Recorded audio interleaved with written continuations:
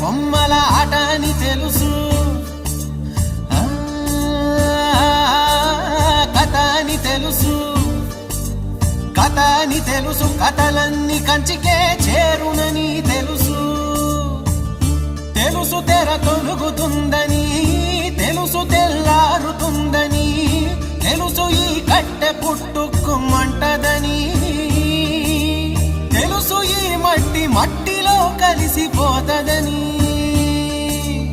ఎన్ని తెలిసి ఇరకాటంలో పడిపోతావు ఎందుకని మాయా